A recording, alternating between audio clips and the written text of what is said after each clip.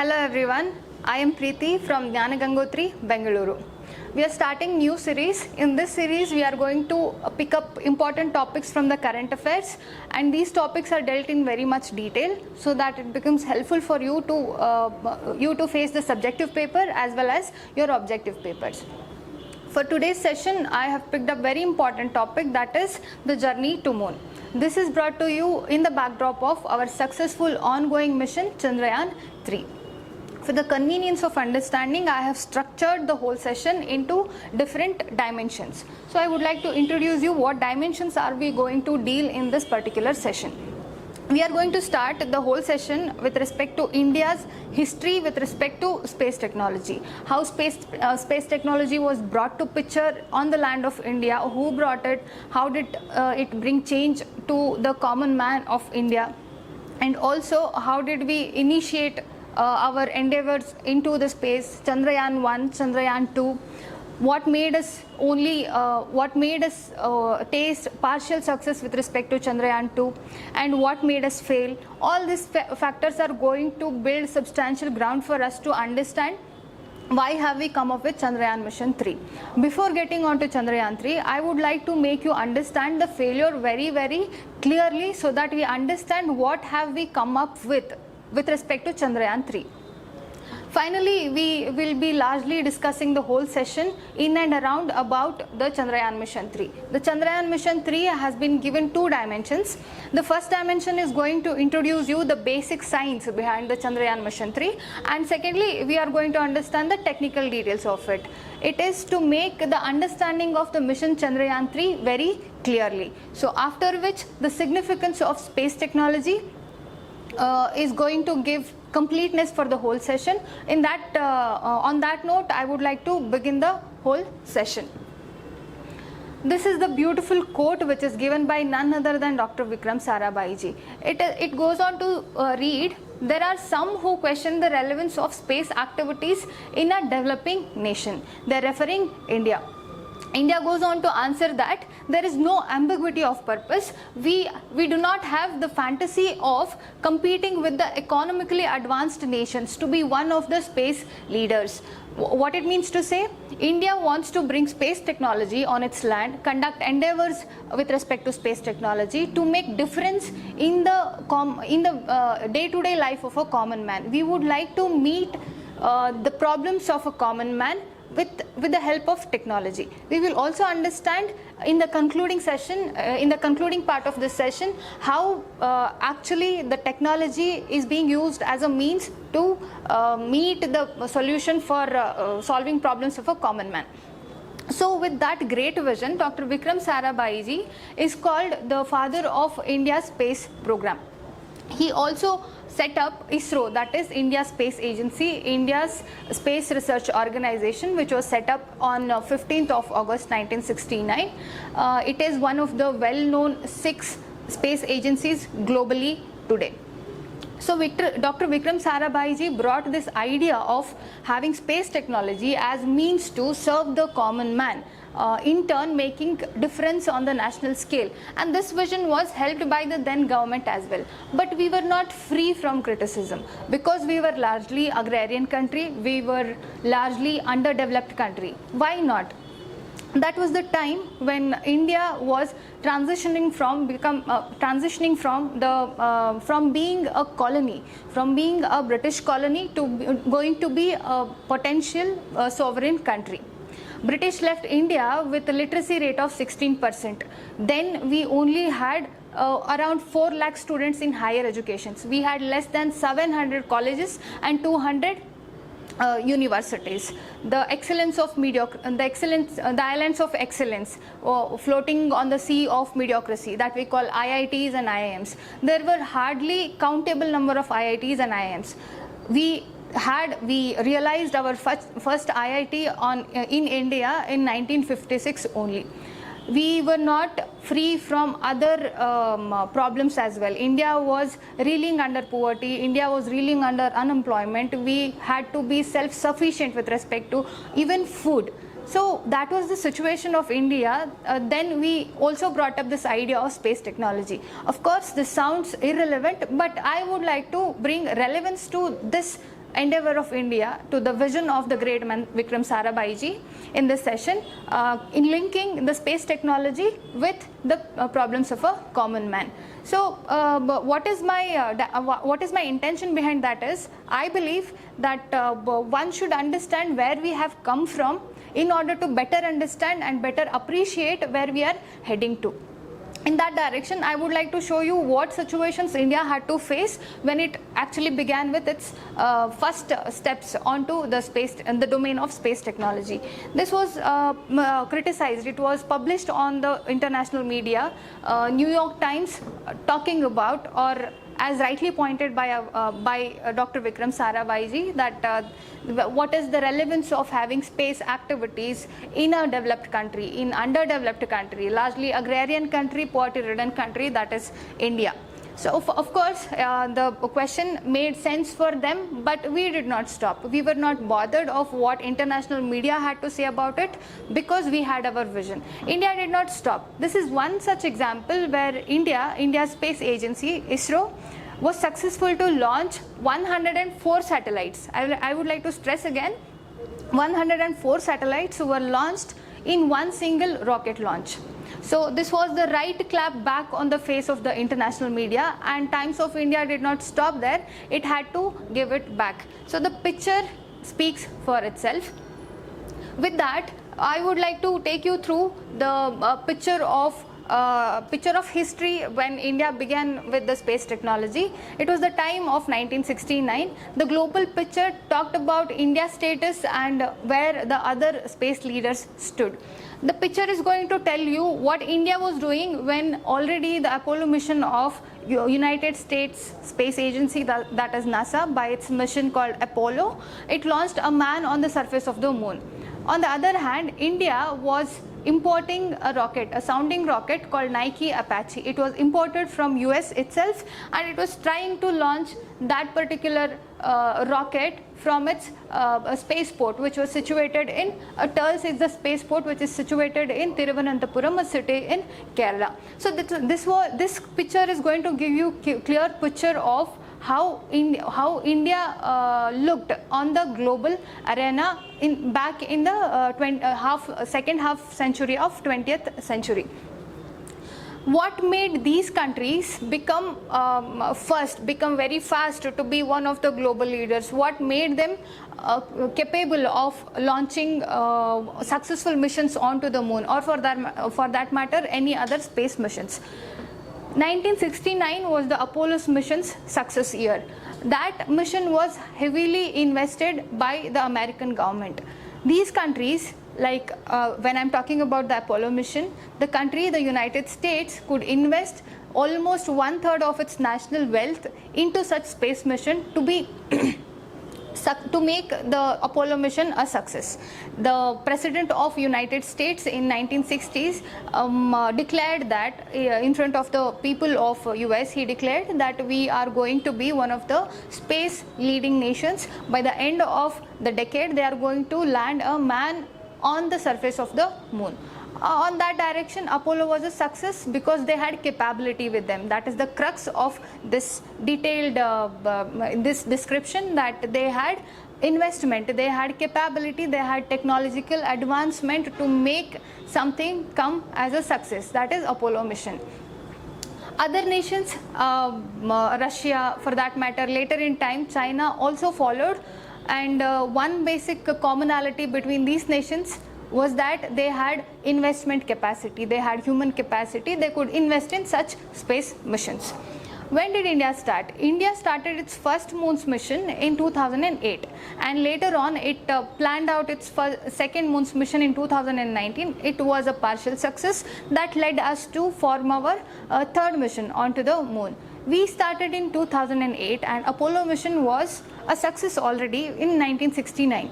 If we look at this chronology, we can understand there was gap of almost 50 years.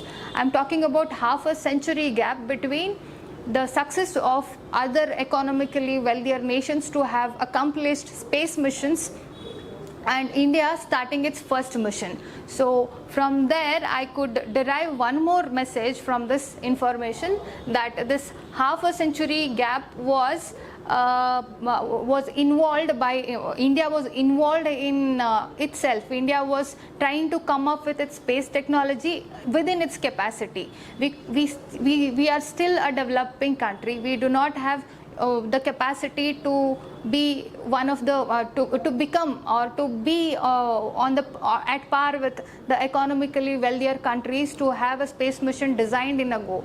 We needed that time to come up with successful space missions as a developing country. We are the only developing country in the array of developed country to be one of the space leaders. So taking pride in being Indian, I would like to also stress on the point where what makes India what it is today.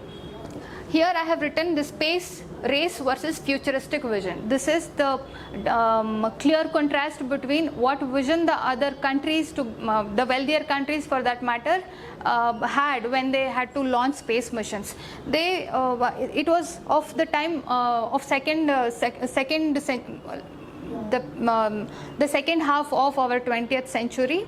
It was the time when space technology was getting familiarity and popularity. Space technology became one of the favorite topics of common man. The time talks about the space technology. Then only intention of such governments to have space technology is to be one of the leaders in the space race.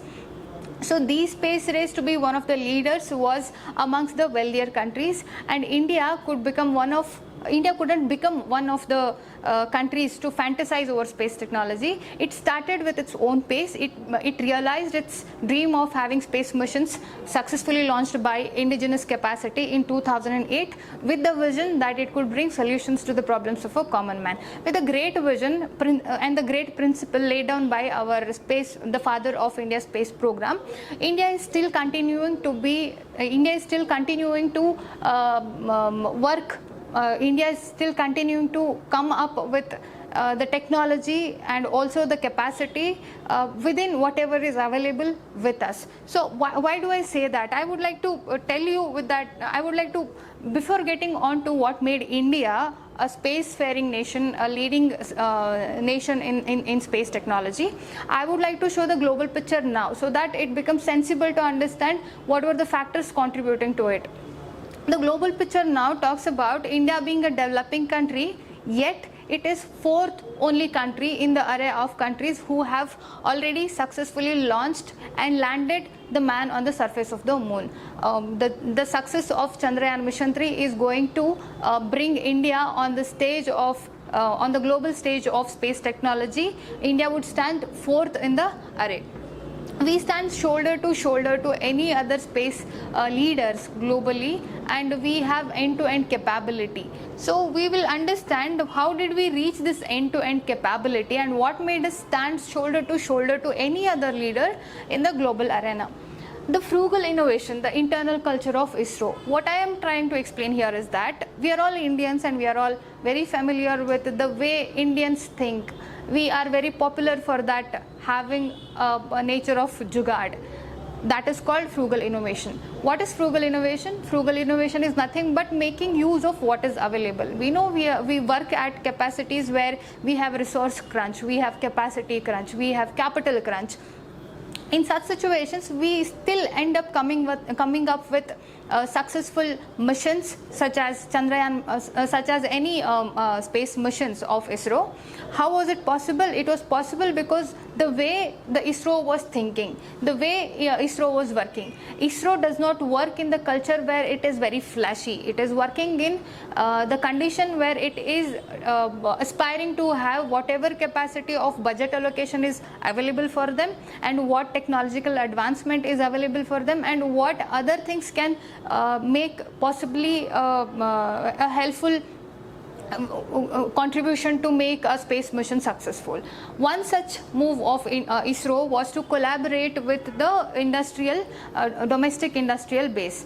Domestic industrial base contributed by the Godrej company, L&T and HAL. These are the indigenous domestic manufacturing companies who are also manufacturers for our space engines. We all are very familiar with this key and lock system, for example. Who, if you go back home and check, largely it is by Godrej. The same company is going to make engines for our space missions as well. Here I am showing the same picture. In this picture, the engine we are seeing is the same engine which we are using in our launch vehicle of ISRO.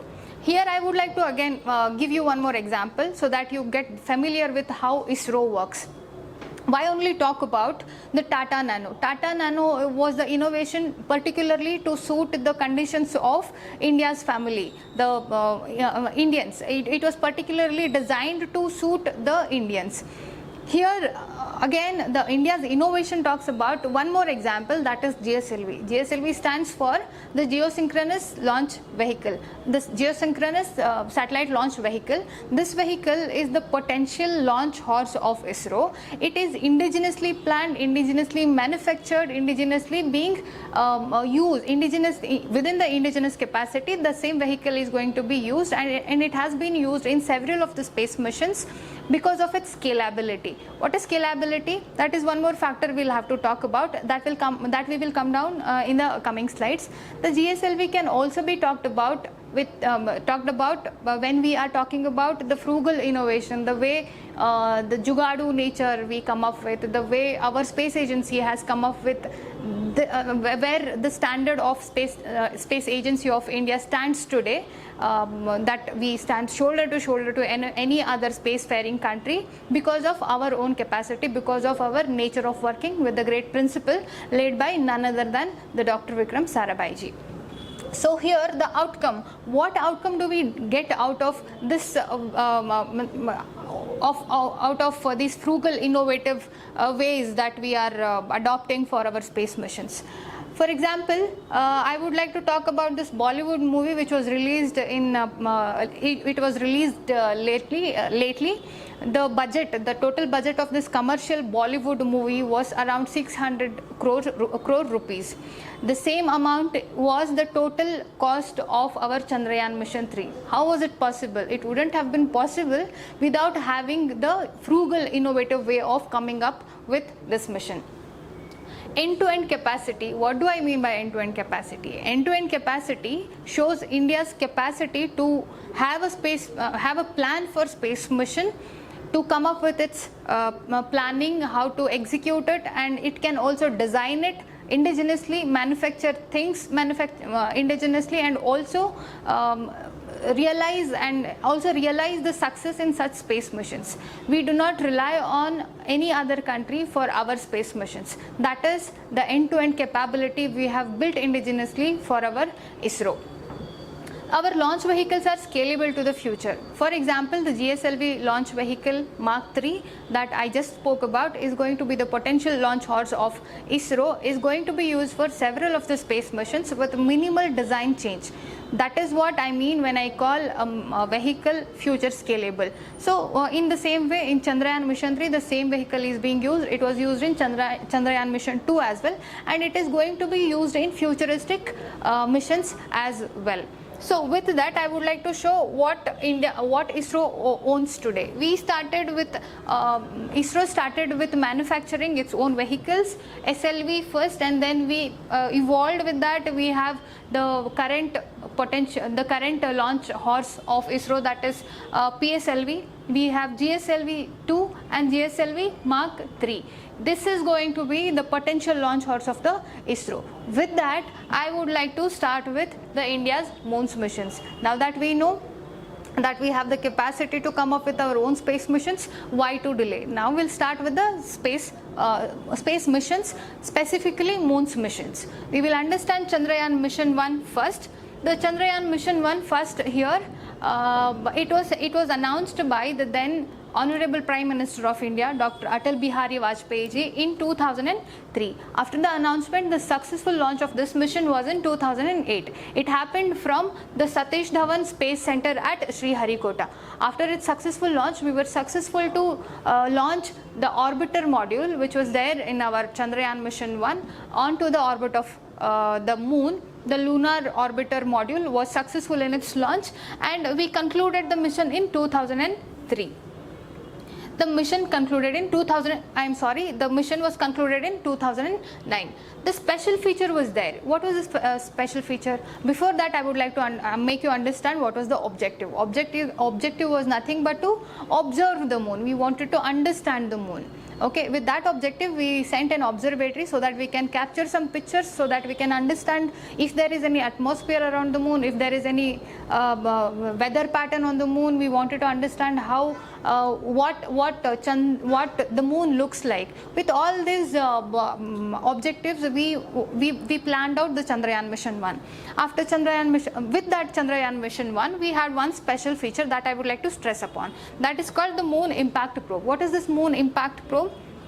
The Moon Impact Probe is nothing but a module which was there on the orbiter. This Moon Impact Probe was to be harsh landed on the surface of the moon, so that it can collect the dust from the surface of the moon, study it, and send the signals to the ISRO's control. And the relay communication was built by the interface of the orbiter itself. So this was the whole plan. The impact probe was also successful, and we tasted success with this mission, and we also got to know that we have the presence of water near the southern pole of the southern pole of the moon. That was everything about it, and we have to just keep it in mind that the vehicle which was used for Chandrayaan mission 1 was PSLV, that stands for Polar Satellite Launch Vehicle. That concludes Chandrayaan 1. So after that, Chandrayaan mission 2. The Chandrayaan mission 2 was a complex mission. Why? It was a complex mission because we had wider objective. What I am talking about, now that we have observed the moon, now that we have got to know there is evidence of water near the southern pole of the moon, being the scientific community globally needed to answer the evidence of water molecule. Where did water molecule come from? If there is water, if there is any chances of having life on the surface of the moon, if we can find fossil evidences, where did water come from? Is there any seismic activity going on in the moon? All these questions needed to be answered, and this responsibility was acting as a prerogative for our scientific community. On that note, India's space agency ISRO came up with the Chandrayaan mission 2. Chandrayaan mission 2 was a complex module where we had two modules. That is, before getting on to the design of it, I would like to again please go through the objective, the wider objective that we had with respect to the Chandrayaan mission 2. I would like to now introduce you to the vehicle. As we already discussed, we used this potential launch horse vehicle of ISRO, that is geosynchronous satellite launch vehicle Mark 3. The same vehicle is used in Chandrayaan mission 2, and after we know about how the launching was carried out, we will understand how the modular design was planned for our Chandrayaan mission 2. The modular design was approach of two modules. One module, the first one was nothing but this orbiter. This is how the orbiter looked like.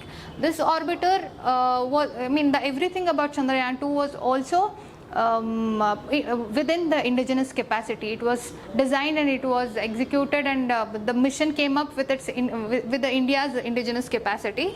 The orbiter's function was to relay communication between the Earth and the Moon. I would like to show that here to make it little clearer to understand. If we sent something, when we launched it, we used GSLV Mark 3 from the Earth. This is the Earth. If this is the Moon, we sent an observatory which would orbit around this Moon, so that it can observe the Moon and send the same observation to the ISRO's control. Here the orbiter would carry our whole module. The responsibility of our orbiter is to carry our lander module. The lander module until 100 kilometers altitude away from the surface of the Moon. This was the orbiter's function. After which the lander would separate from the lander would separate from it, and it would try to land on the surface of the moon, and the lander would land on the surface of the moon, and it would include the rover module inside it. The rover is nothing but a robot which is having 6 vehicles, and it will roam around in situ and conduct some observations, conduct the observations with respect to the composition, mineral composition of the dust present on the surface of the moon, and whatever possible the observations will be conducted, and that will be sent back to the lander, and the lander would communicate the same thing to the orbiter, and the orbiter would send the same to the ISRO's control. So this process was the whole design about it. Now I would like to tell you about little factual stuff.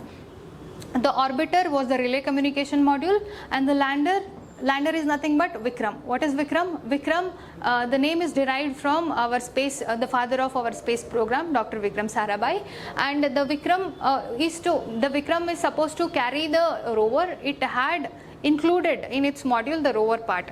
The rover part is named after Pragyan. What is Pragyan? Pragyan, it translates to wisdom in Sanskrit. Why is that name so? Because it is the same module which is going to conduct in situ observations. It is going to open the doors for the global scientific community to the unknown facts about, unknown realities about the moon. So on that direction, the robot was named as Pragyan. So I think that justifies the nomenclature of our Chandrayaan mission 2. Now that we understood why did we come up with Chandrayaan mission 2, now that we understood the technical aspects involved in designing of Chandrayaan mission 2 briefly, now I would like to make you understand where did we fail. How was it only a partial success? For that I would like to use this picture like we discussed in the previous picture, previous slide also. Here what I am trying to show you is that until here, when our orbiter module carried our Vikram until this point where 100 kilometers, this is 100 kilometers away from the moon, until here our orbiter carried our lander successfully. This was a success. And here when our lander separated from our orbiter module continued to revolve around our moon so that it can carry out its observatory functions. This lander module wanted to land on the southern pole of our moon, but what happened? Here approximately 2.1 kilometers away from the surface of the moon, the communication between our lander module and our relay communication, and this is our Earth, the communication between these two was lost. The same thing is written here, the communication from the lander to the ground station was lost. That makes up for the failure. Now that we understand where did we fail, we must understand why did we fail. On that note, I would like to draw your attention to make things clearer to you as to what a scientist sitting back in ISRO's control has to anticipate, has to think about in order to plan out a mission like that, in order to make it a possible success. So we will start.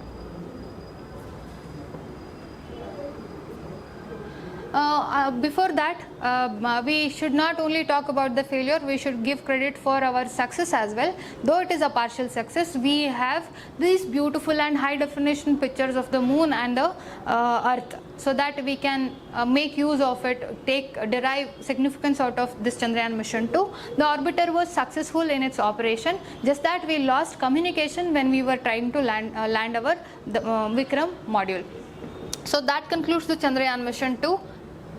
Now we are trying to, now I am trying to make you understand the situation and the problems of ISRO scientists when they are coming up with the space mission. So this is very beautiful picture. I think every one of you is familiar with this. This is a mythological picture. Imagine Arjuna is asked to shoot an arrow in the eye of a bird which is sitting there on the branch of the tree. This command was given by Dronacharya. So Arjuna is trying to do that. I am comparing this Arjuna to Arjuna sitting in ISRO. I am trying to correlate the picture here. Scientist sitting back in ISRO has the command to design something, to launch something, to land something for example, the Chandrayaan mission 2 itself, he has to send this mission on the surface of the moon. But here I'm comparing the moon to that bird. The difference here is that we do not have the direct trajectory to reach the moon. The scientist has to come up with a design where we are sending a mission to the moon, but here the bird is not sitting, the moon is not stationary, the moon is moving, the bird is on its sweet flight. So that makes up for the first difficult ground for the scientist to design something. You cannot target over something which is dynamic, it is moving or it is not stationary. So that is the situation of the scientist. Let us try to understand what all difficulties further they have to keep in mind while coming up with a space mission like that, right?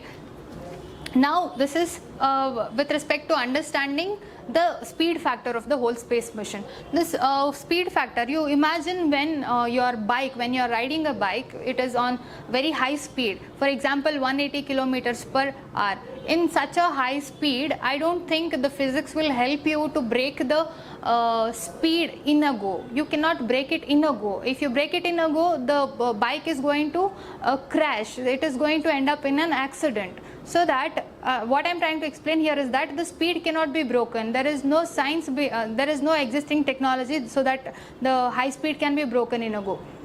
The same thing can be compared with the spacecraft.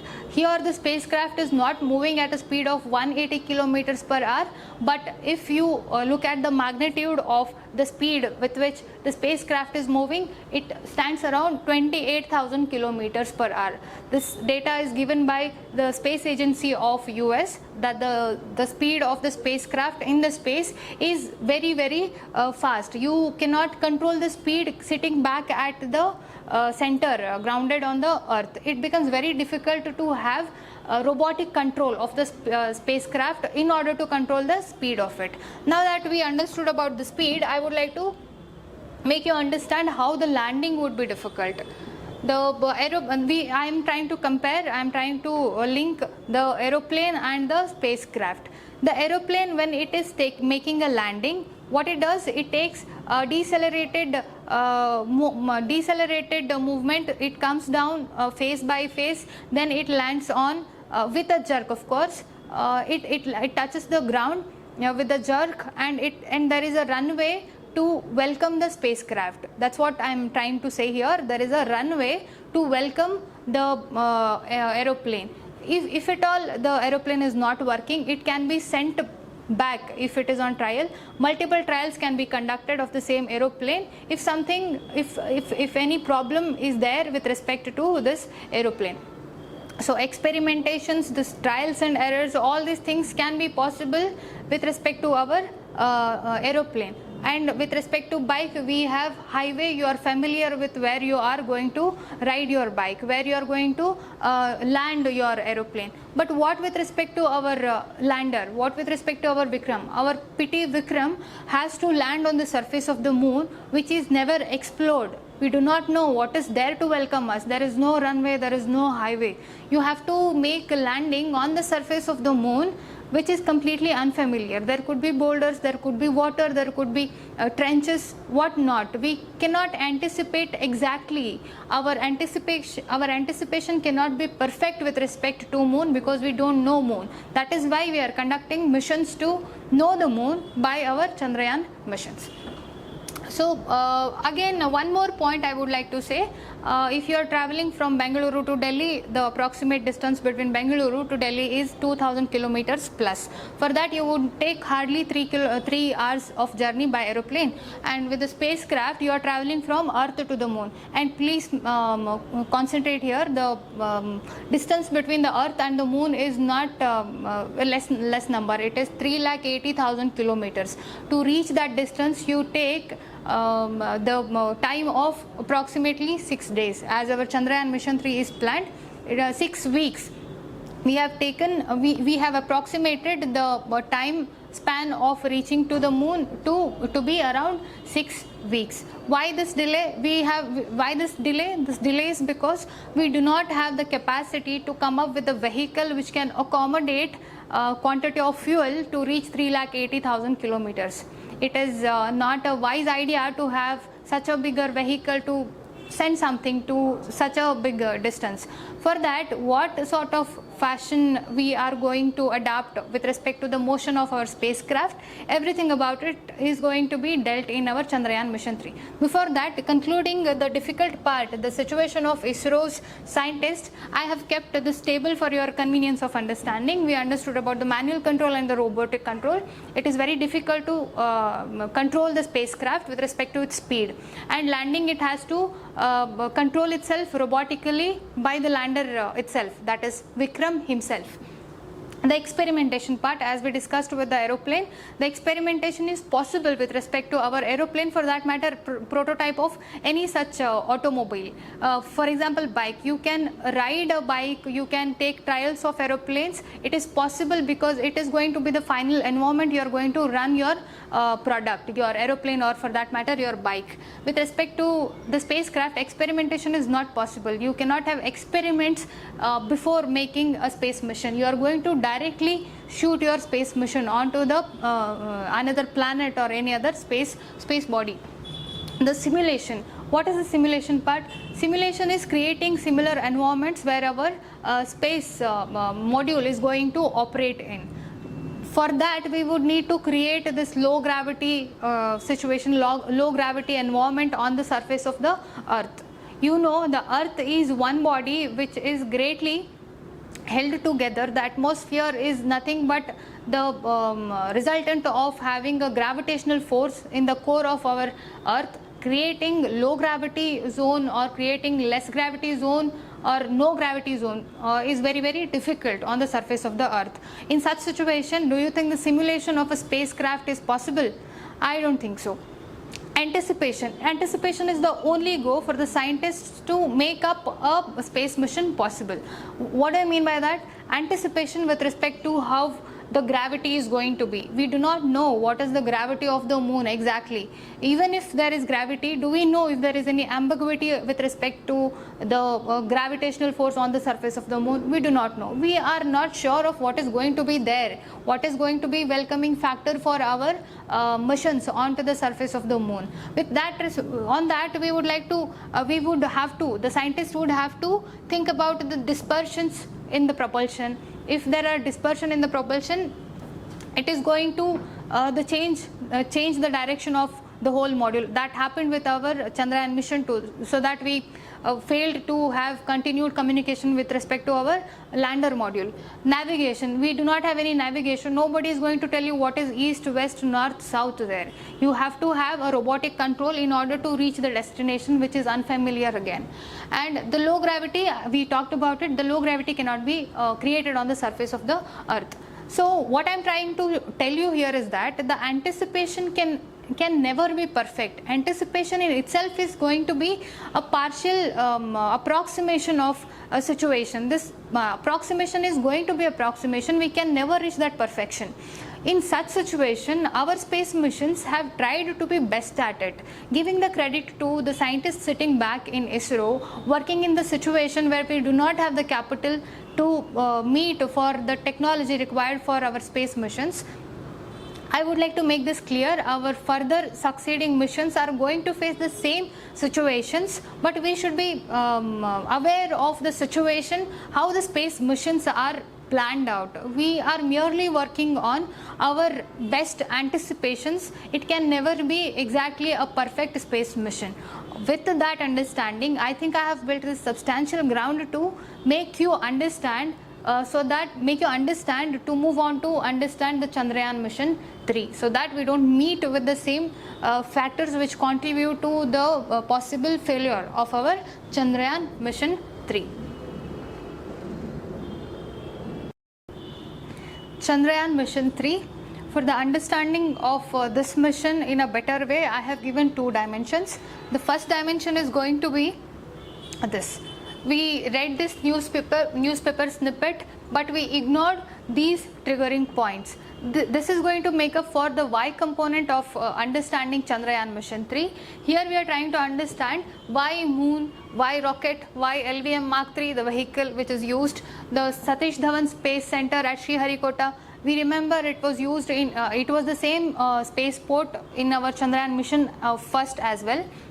why this spaceport is being used, why south pole of the moon is being targeted, and also why July 14th was the date. We all know the news was printed on July 14th. The launch was successful the same day, but why July 14th was the is the question that we certainly not pay attention to. On that direction, I would like to make you understand. I would like to find answer for all these mind triggering questions. Why moon? Why south pole? We will understand why moon. For example, you are going to a new city in search of job. You will go and settle in an apartment, and after settling down you would like to understand the whole city, but you do not directly jump on to understand the city without having an idea. You would need certain navigation. For that you would need to understand what is there around you. For that you will go to nearest accessible point. You will understand your neighborhood in the first place. Then you will go on to understand where is the bank, where is hospital, where is any petrol bunk. For that matter, what the city has to offer you will be understood by you one by one. You will first you will try to go with the nearest accessible point. Here in this case it is going to be the moon. The moon is the longest known relative and the closest relative of Earth. It makes substantial ground for us to have missions onto moon first before having missions to any other space bodies.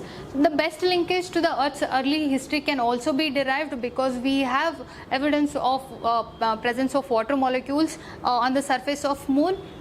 We can also guess to have evidence of fossil remains near the surface on the surface of the moon, and also the origin of water in the first Chandrayaan mission needs to be addressed for the wider understanding of the moon. And the southern pole, why southern pole? The southern pole is undisturbed, shadowed and larger. For these reasons we can have favorable grounds near the southern pole than going on to any other region on the surface of the moon. That makes up for why moon and why southern pole of the moon is being used for our space missions. Before getting on to mission itself, I would like to make it clear what the process of launch is. It is a very simple and the smallest portion of the whole mission. The launching process, it is conducted by a vehicle. It is only going to do what? It is going to carry your payload. For example, Chandrayaan mission 3 payload is going to be carried out from the surface of the Earth towards the orbit, and it is going to be launched on this targeted orbit. The logic here is that in this atmosphere we need to come out of the gravitational force of the Earth and launch the module of the mission onto the orbit, so that we come over this gravitational pull and the orbital path is going to lead the path of our payloads. Only this process is going to be called a launch. By this launch we are launching a payload on the orbit. That concludes what is called launch. With that, I would like to take you through this technical details of the vehicle, technical details of the Chandrayaan mission 3, and my promise is to make the technical understanding of the whole mission 3 very simpler for you. So why rocket? Rocket is the only technology that we call chemical propulsion technology. It is the only existing technology for launching process. With that, why LVM Mark III? LVM Mark III is nothing different. We know, we are familiar with the GSLV Mark III vehicle, that is Geosynchronous Satellite Launch Vehicle Mark III. It is renamed by ISRO as LVM Mark III. LVM Mark III stands for Launch Vehicle Mark III. What is Mark III? Mark III stands for, there are 3 stages in the vehicle. The vehicle looks like this. For the understanding of the different stages of this vehicle, I would like to, they have named the first stage. The first stage is made up by these 2 rocket boosters. There we have this fuel in the form of solid. And the second stage, here we have indigenously built Vikas engine that we understood in the first part, where the frugal innovation of ISRO collaborating with the domestic industry came up with the Vikas engine. The same engine is going to be implanted in the second stage of the vehicle, where we have the liquid core, the liquid form of fuel, liquid form of the fuel. Then the third stage is going to be the cryogenic engine. What is this cryogenic engine for? We know, I would like to show it here. We know when our vehicle is moving from, if this is the surface of the Earth, if our vehicle has to launch a particular payload onto the targeted orbit, we need to we need to carry sufficient amount of fuel to give thrust for our payload, so that it comes over the gravitational pull. For that, the first stage is exhausted. Here the propulsion is given by the first stage. Until here we are making use of the second stage of the vehicle. Here the first stage of the vehicle. The third stage, here please try to understand, at this altitude, with the rise in altitude from the surface of the earth, the temperature of the surrounding is going to be very, very low. At that low temperature, the payload needs to be launched at the final orbit. For that, we need to burn the fuel in very cold temperatures. At that cold temperature, the equipment might not work optimally, the fuel might not be able to burn, but for that matter, burning itself is very difficult at that low temperature. To cope with all these situations, we have come up with our the result of the frugal innovation of ISRO, that is LVM Mark III, which is going to help you operate, which will help you give required amount of thrust for our vehicle at very cold temperatures as well. So that is about the LVM Mark III. After which, I would like to make you think of the question why SDLC, that is Satish Dhawan Space Center at Sriharikota, is being popular or mostly preferred spaceport for our space missions. For that, I would like to give two reasons. There are two reasons for it. The first picture is saying that here we have the location is clear, I think. In this picture, I am showing this picture. I am showing the location of the spaceport, which is located in Sriharikota. It is nearer to the equator. This is our globe. It is nearer to the equator that we have located our spaceport. Why nearer to the equator? Nearer to the equator, when the globe, it is rotating from its west to east direction. Again, the globe is rotating from west to east direction. The rotation of the earth is going to be very intense nearer to the equator. This intensity of rotation is going to give a natural thrust for our vehicle to have additional velocity, so that we can reduce the capacity of our vehicle in order to make less use of the fuel to come over the gravitational pull of the earth. That makes up for the first reason why are we using the Sriharikota spaceport. The second one is that our spaceport is located on the eastern coast of India. This location is going to be very favorable because here we can see this is the location where we have deep sea. As our rocket is launched from the surface of the earth, as we know, LVM Mark III, the Chandrayaan 3 was launched within 16 minutes on the day of July 14th. On the same day, once the first stage was exhausted, the solid rocket boosters, the first stage, when they were exhausted, once the fuel was burnt, the required thrust was given in the first level. These two panels were of no use further. To make the vehicle lesser in weight, we needed to detach from these panels. These panels are going to fall down on the surface of the earth. We have to make sure, the scientists have to make sure where the launch is taking place, the debris of the rocket are going to fall on the surface where it is going to cause less harm to the biodiversity, where there is no human settlement. With that reason, I am concluding that Sriharikota, the space center at Sriharikota, is a favorable ground for us to have launch our space missions. Answering that, I would like to make you understand this interesting part. I am sure largely people tend to ignore this date. It is not it is not randomly July 14th. There is science behind why July 14th. To understand that, here I am showing you the picture of the earth and the moon, which is having its orbital path around the moon. I would like to make you clear, the day on the surface of the earth is going to be different from the day with respect to the moon. Okay, earth days, one earth day, 14 earth days. 14 earth days are going to be called one moon's day. Let me repeat, 14 earth's day are going to be called one day on moon. For simpler understanding, I would call it Purnima. One Purnima on earth is going to be one daytime, the time of day. For moon, the Amavasya is going to be night for the moon. For that we can understand 28 Earth's days span is going to be called one complete day with respect to the moon. Making it clear, I would like to say that July 14th is going to be the launch date of the Chandrayaan mission 3 in order to make the distance, in order to cover the distance of 3,80,000 from the surface of the earth to the moon.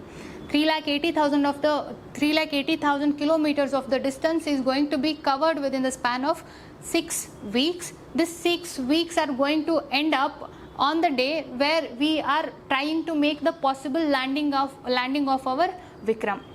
Why are we making the possible landing on certain date? That particular date is August 23 and 24. Why this date was selected? This date was selected because the start of Purnima, the start of moon's day, that is going to be 14 days on the surface of the earth. That is going to start at around 6 o'clock on 23rd of August. When we make landing on the surface of the moon on this particular day at this particular time instance is going to give us benefits with respect to having the solar radiations helping the moon to create optimal situations for our equipment to work optimally.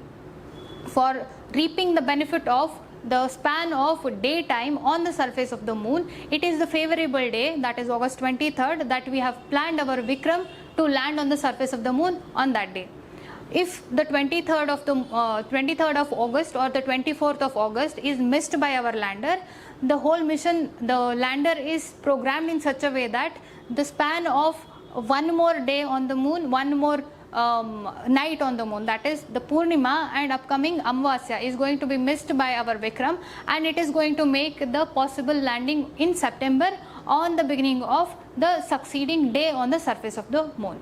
So I think this interesting part is conveyed to you. With that, we have completed the why aspect of understanding the Chandrayaan mission 3. Now we know why moon was selected. Now we know why southern pole of the moon was selected. Now we know why Sriharikota spaceport was selected, why July 14th was the launch date. With all this why component questions, we have built the ground to develop our understanding, to understand how the mission has come up by our space agency. Now I will start with making you, now I'll start with the technical details of it. As I promised, it is going to be simpler to understand. First we will understand the objective, the vehicle, how it has been designed. The Chandrayaan mission 3 is nothing but a replica of Chandrayaan mission 2. Why? We have only met partial success. We want to conclude the whole mission. We want to answer the objective, the wider objective we had. For that we have come up with Chandrayaan mission 3 to come over the failure. Mission life is going to be, I have mentioned, 1 lunar day. What is 1 lunar day? It is equivalent to 14th Earth days. For that the mission life is going to be for lander and rover 14 Earth days. The 2 module configuration as we had in our second Chandrayaan mission, that is the orbiter module and the lander module. Here also we have the same modular approach. The total mass of the whole vehicle, the total mass of the payload is 3,900 kilograms. We know the GSLV, the indigenously built vehicle, we have evolved from carrying capacity of the vehicle, that is 40 kg to 4,000 kgs. So it falls best for the capacity of our GSLV Mark III. The LVM Mark III is going to be used to carry this payload. The value addition, we had one value addition in Chandrayaan mission 1, that is impact probe. Here this is contrasting value addition. Here we are not trying to drop something over the surface of the moon. Here we are trying to demonstrate the soft landing of the lander module. With that we also have one special feature with our propulsion module. Propulsion module is nothing but the orbiter module. Here we have shape module. What is shape module? It stands for spectropolarimetry for habitable planet Earth. We will discuss about this module in detail in further slides. Now I would like to take you through the understanding of how Now that we understand what is the design, now that we understand what is going to be called a launch of this mission, the launch is complete. Now we are going to go from this orbit of the earth to the orbit of the moon, and from there we are going to decelerate and land on the surface of the moon. This process is going to be accomplished by a certain technical innovative way of our ISRO scientists. How it is going to go? For that we need to have background of this. When this is our module of Chandrayaan mission 3, where we have the orbiter module that we call propulsion module, and this is our lander. Inside the propulsion module, inside the orbiter module, inside the lander module, we have our rover module. So this is the modular approach. This payload is going to be launched by our LVM Mark 3. It is completed. Now that consider the same module is there on this orbit of the earth. This same module is nothing but represented here. When it is orbiting around the earth, consider when it is nearer, right, when the distance between the earth and this particular payload is nearer, the speed of this payload is going to be very fast. Why am I saying this? There is a reason that we will understand in the next slide. Please understand this concept, that the module, when it is revolving around the earth, when the distance is very less, the speed is very, very high. When the payload reaches this particular position in the orbit, it is going to be very far from the earth. Here the speed is very, very less. Okay, I am saying this because to make you understand, the maneuvering technique of the payload is easier when it is away from the earth. So for that I am using the different diagram where we are going to deal with the understanding of the trajectory of our whole payload from the earth to the moon. It is going to be the distance of 3,80,000 kilometers is going to be accomplished within the time span of 6 weeks, right? What are we doing in this 6 weeks? This journey started in July 14th. From the beginning of this journey, we have our spacecraft which has started its journey on July 14th. Okay, and on July 14th, let's say our launch vehicle launched our payload onto the first orbit around the earth. From this point to reach this point, can you understand here the distance between this payload when it reached this point is more, and the less distance is on the other side. At this position, it is favorable to maneuver the orbital path of our payload.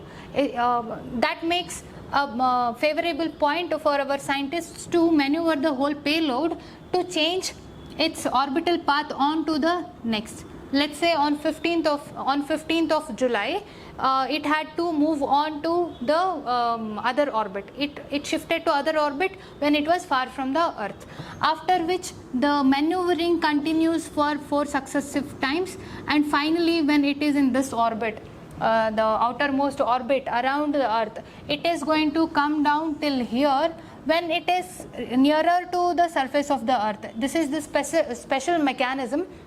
After we have accomplished our orbital maneuvering, here injection orbit, this is called the injection orbit. This is nothing but one of the larger, this is also one of the orbits around this earth. On this particular position, the payload is going to take a slingshot. I'll come again. This is the slingshot from this orbit. Directly the payload is going to be launched on the orbit of the moon. The direction of motion of this particular payload after it reaches the orbit of the moon is going to be around the moon, and after which we are going to decelerate. We are going to change the orbital path and we are going to decrease the orbits. From here it is taking a shift from first orbit to the second. This deceleration will continue until the distance of 100 kilometers away from the moon. This is going to be 100 kilometers, and what happens at that distance? I am making use of the next slide so that that is shown very clearly. I hope the trajectory from the Earth's orbit to the moon's orbit is very clear. Now that we are approaching the moon, our payload of Chandrayaan mission 3 is 100 kilometers away from the moon. When we have reached here, we are at this point. Okay, after this point, our lander module, the second module, is going to depart. It is going to be detached from our propulsion module.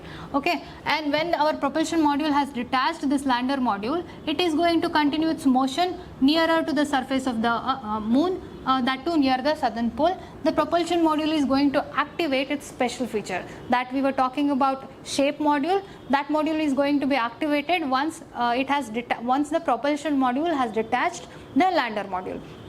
Now that is it about the propulsion module.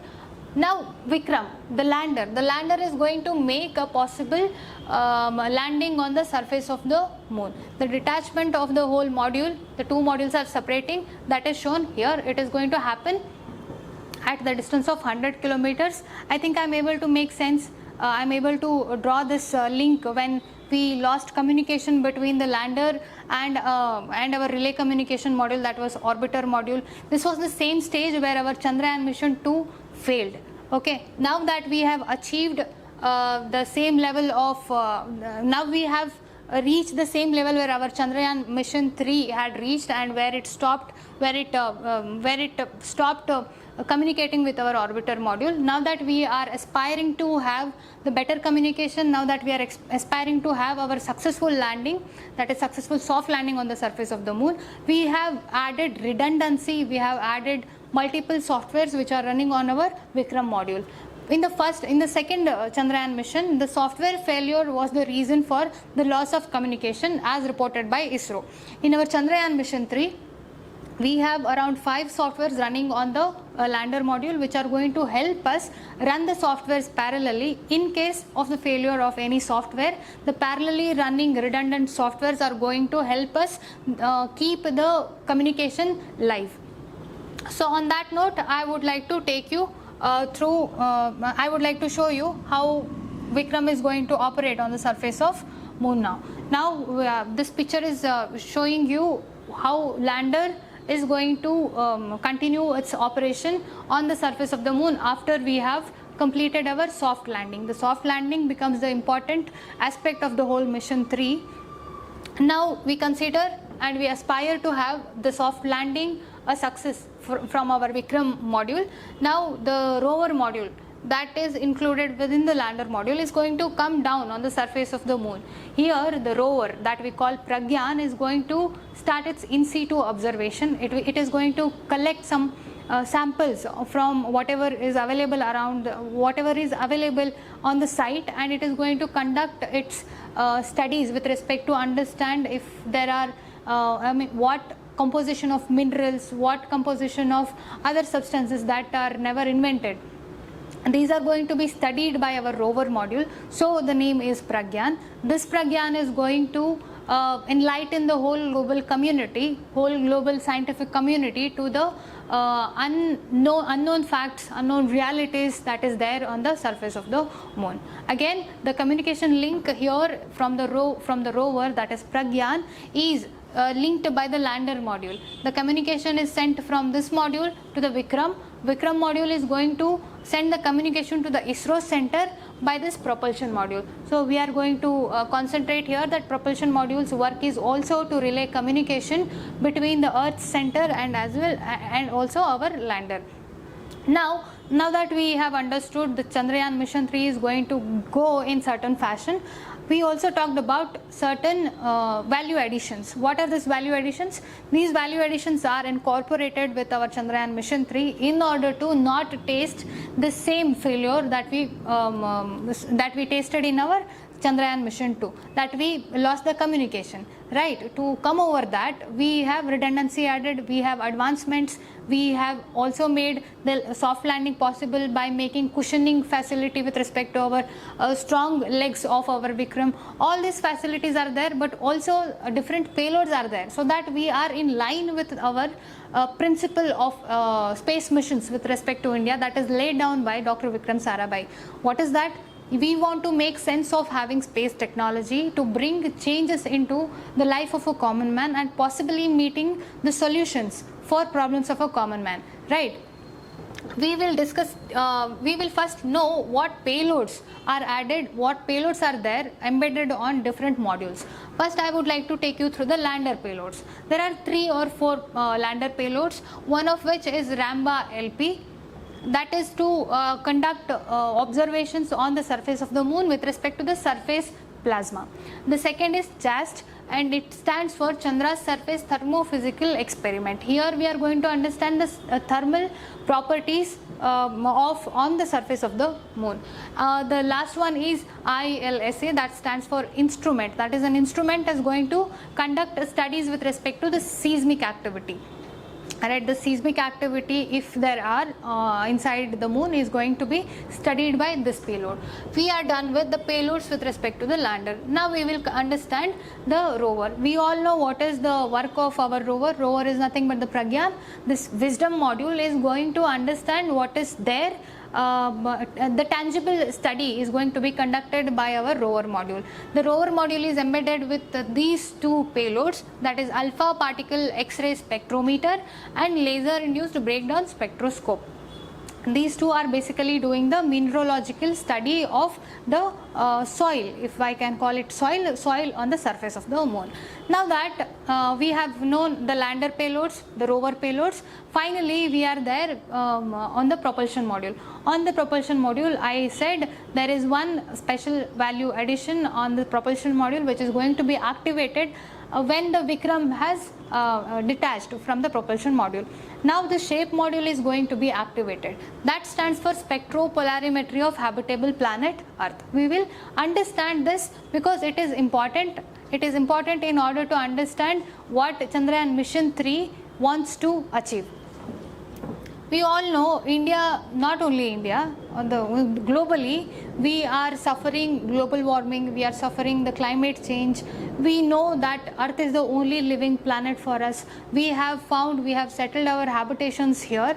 We don't know any known second Earth to us. We do not know any second home to Earth.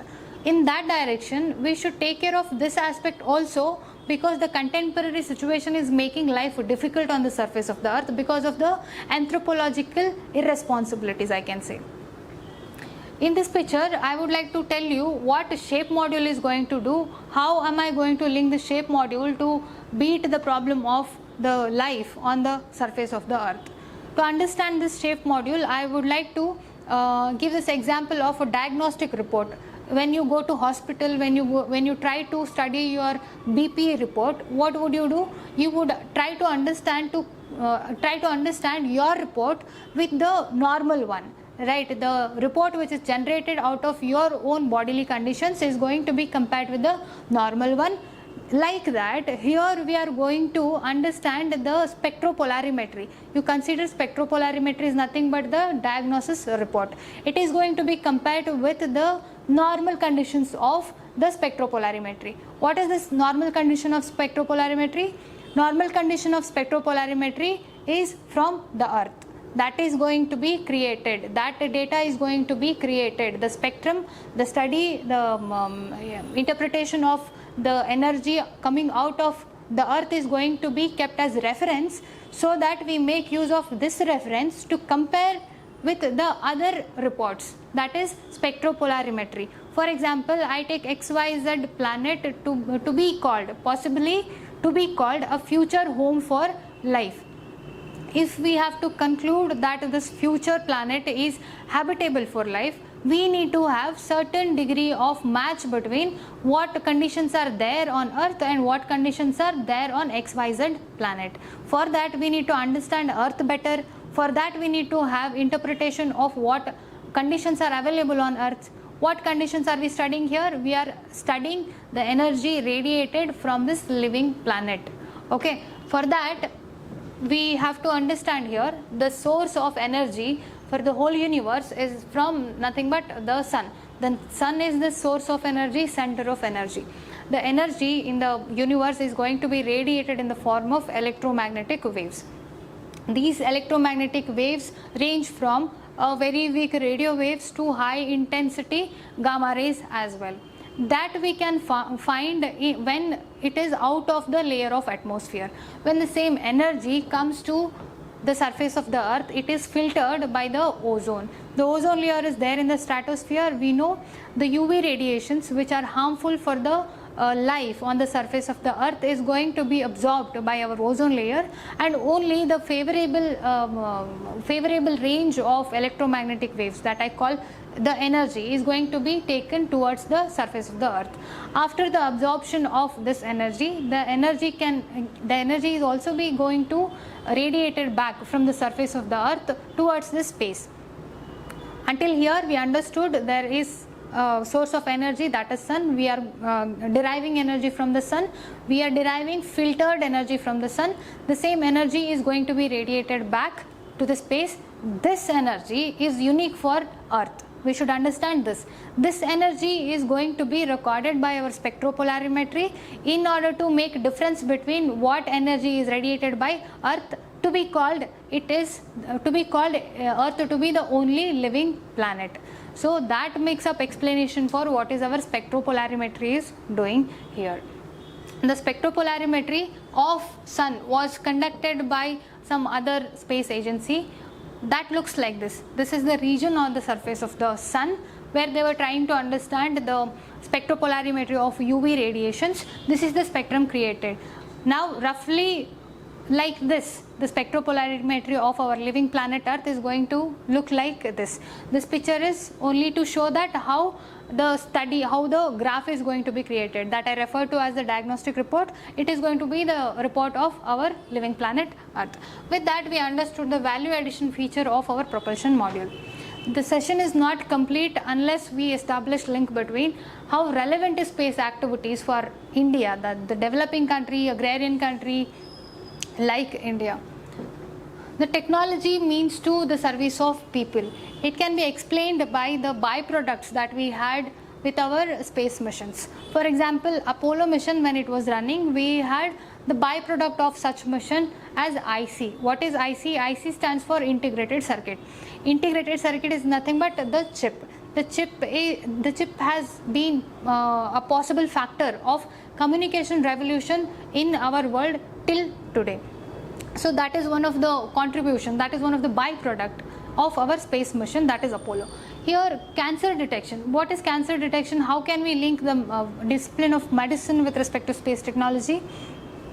Our Mars mission conducted by ISRO had one computer algorithm to detect X-rays in the space. The same computer algorithm is used to detect the cancer cells in the body in a very faster rate. So this particular computer algorithm was not made to apply in the field of medicine, but it can be cross applied to different such disciplines to make use of the technology itself.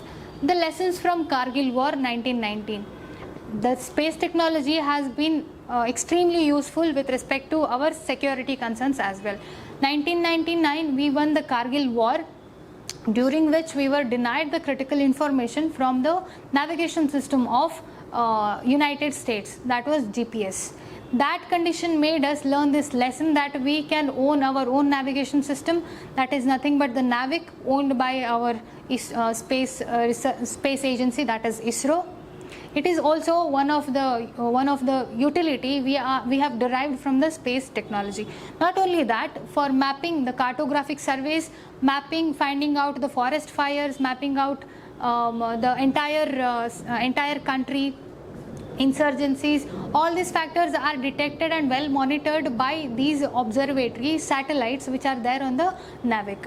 And also it has helped and it has made changes in the day-to-day life of a common man as well. Please link, when a fisherman wants to go for fishing, he will have to know the conditions in the sea in order to better cope with conditions. If there are upcoming cyclones, if there is the condition favorable for flooding, etc. All these natural calamities can be better monitored, and the weather broadcasting is possible with the help of the data we are deriving from these communication satellites. That is nothing but the product of space technology. Agricultural planning, water resources monitoring, fisheries and whatnot. We have application of space technology and essence of technology in every walk of life. I do not need to explain this. We all know technology is the driving force of today's generation. After which, I would like to also tell you, we are not conducting space technology, space missions for the reason that is important alone. It is not only important, it is out of our curiosity as well. We want to know, we want to explore the world. We have built the rocket. Why? We have built the rocket to go beyond the shores of the earth. We want to know what is there in the universe. We want to know what universe can offer us. We want to have tour to Mars. We want to have tour to any other interstellar body for that matter. For all such endeavors, for all such exploratory missions, we would need to try what is there in the universe, for which the moon's mission is a sensible start in that direction. Exploring home away from home. For our condition now, exploring a home, away from the living planet Earth goes on. We are explorers, and the status of India, the standard of India, going to be the leading faring nation cannot be time limited. With that, I wish all the best for our Chandrayaan mission 3. We hope for having the lander soft landing on the surface of the moon a great success. With that, I would like to conclude this session. Jai Hind.